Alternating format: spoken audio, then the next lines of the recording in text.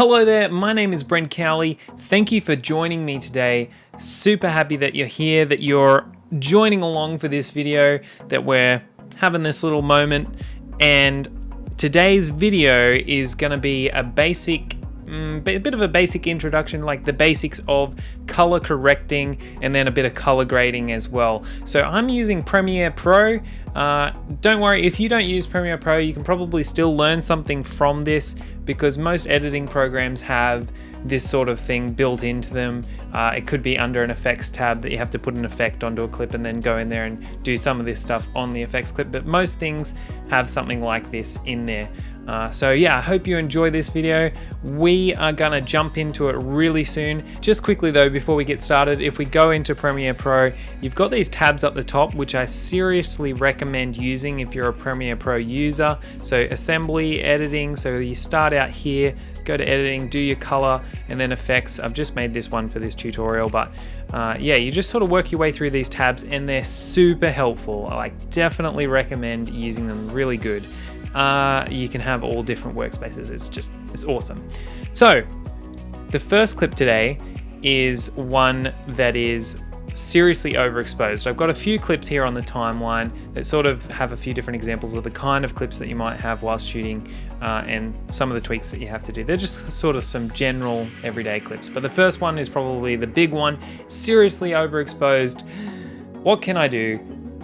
There's obviously in this area, we've lost some of this detail. It's completely blown out, but we can still make the clip look better than what it currently is. So if we go, we're in the color tab, so I've got this special one here. Go to basic correction. Now you can start moving the exposure around and you can see what that's doing to the image. If you move one of these sliders and you don't like it, you just double click and it'll reset it back to 0. Okay, so what we might do with this one is we'll bring the highlights down. Won't go too far on that because it starts looking weird here.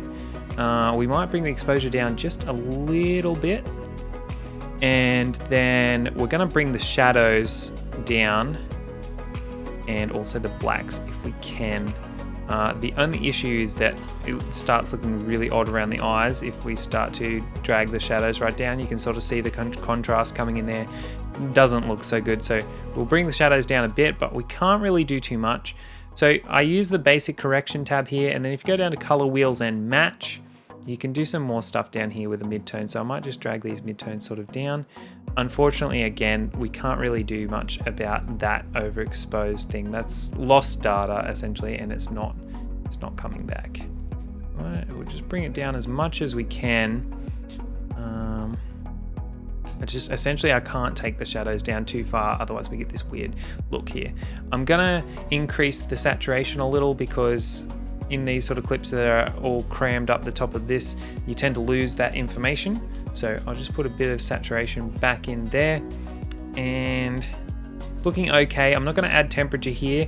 What I might do is add a little bit of warmth to the highlights by going down to color wheels and match and just dragging that up a little. You can also reset that by double clicking, but I'll just drag that back up a little. Okay, so that's sort of added a little bit of color back in here, which I think helps a little. So it's looking a bit better than what it was before. So that's a bit of an improvement there. Let's go to this clip. We can see here that the color is fairly well distributed through the middle. That's good, but I want to bring down the highlights.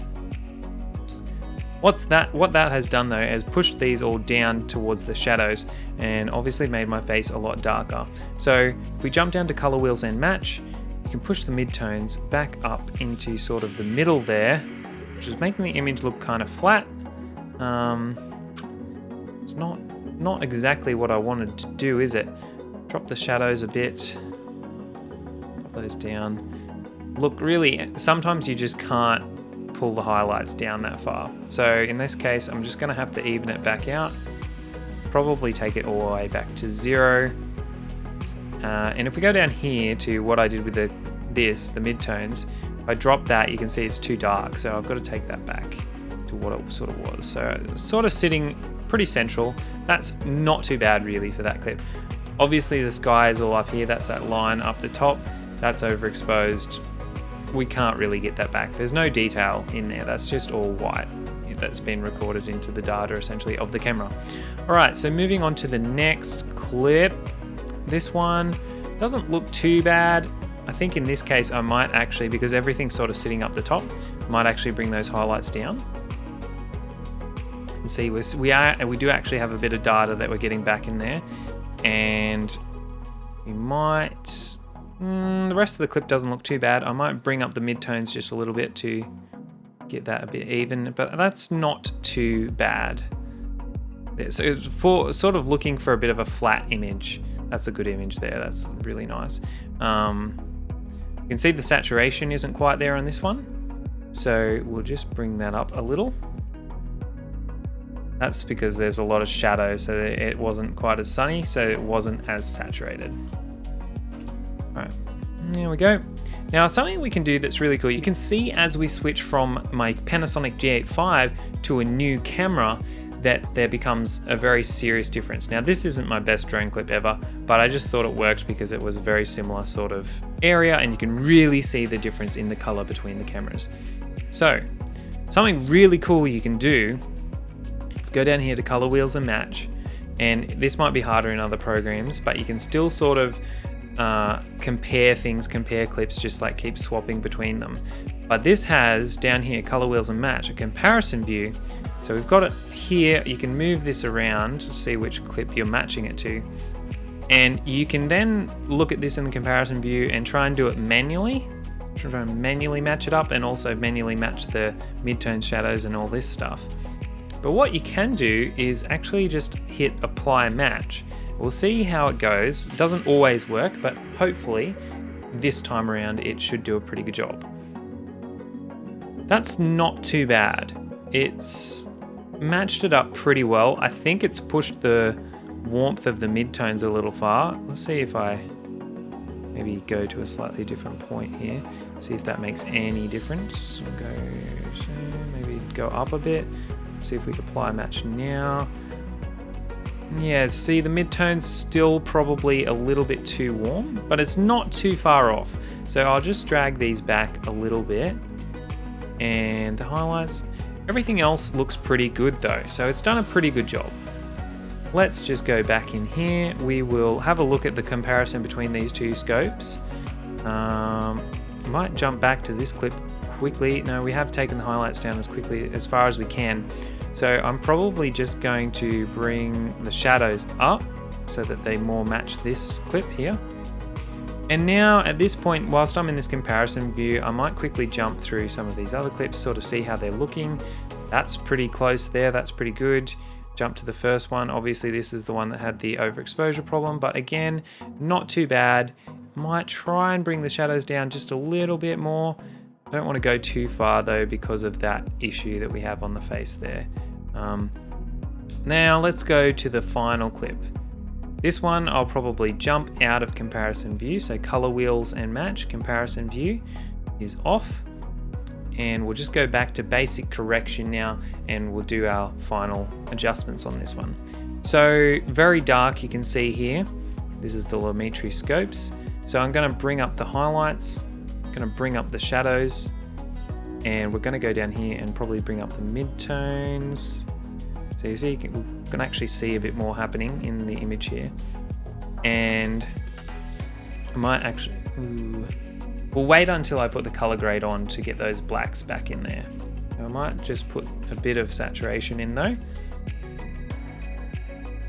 Looking not too bad. I think that's pretty good.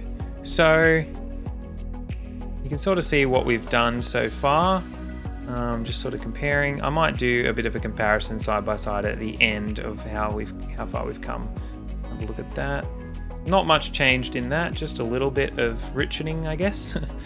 Yeah, a little bit of getting the detail back, flattening it out. That one's changed a fair bit, warmed it up with that color match thing that we did. And this one brightened it up, just getting some details back. Now let's go for the fun part where we put in the adjustment layer, which is something that's really cool in Premiere Pro. So what you can do is you can make an adjustment layer and then any effects that you put on the adjustment layer, which you can place over top, as you see here, placing this over top of all these clips, anything that I place on this adjustment layer will then affect all of the clips below it. So I'm going to put on a color grade, which will then affect all of these clips and sort of help them all blend together even better. It's like putting an Instagram filter on my whole video, and you can do this with other effects as well. So just for me, I'm going to do something fairly quick. I'm going to go drop the blacks a lot. I like having the blacks quite, I guess, crushed, very dark. Sort of adds a bit of, I don't know, maybe a bit more cinematic. Not 100% sure if that's accurate or not. I'm going to warm it up a bit as well. Take up the temperature, and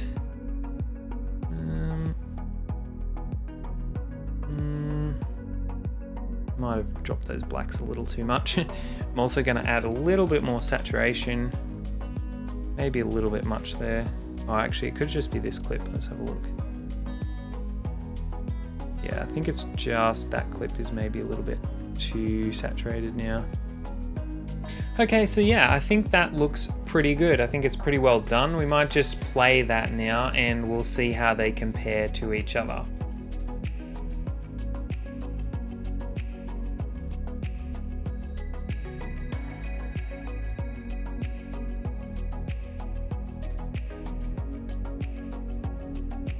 Definitely not the best drone shot I've ever done, but it sort of shows the two differences between the cameras in that camera match thing. Just one quick additional thing. If you've done a color grade and you want to apply that color grade across different clips, but they've been cut up in the timeline, what you can do is hit copy on the clip that you've put the color grading on, or the color correcting, and then select the clip that you want to paste that onto, and you just right click, hit paste attributes. It'll come up with this little dialog box, and you can put in the effects, Lumetri color. In this case, we want to copy the Lumetri color across, and that will just paste those effects onto the clip. Yeah, so that brings us to the end of that video. I really hope that you enjoyed that. I hope that you got something out of that, that you learned something. Let me know if it was helpful. Please, if you have some ideas of some things, more questions that are related to this, let me know and I'll probably make a video on them. Why not? Yeah, so if you're new here, or if you haven't subscribed already, please hit subscribe. Also, the notification bell icon is helpful. Likes are always helpful, and yeah, comments. If you leave a comment, I'll always respond to that. I like interacting with you guys. You know, we can be friends, essentially. That is pretty much it. I really hope that you found it helpful, and I will see you guys in the next video.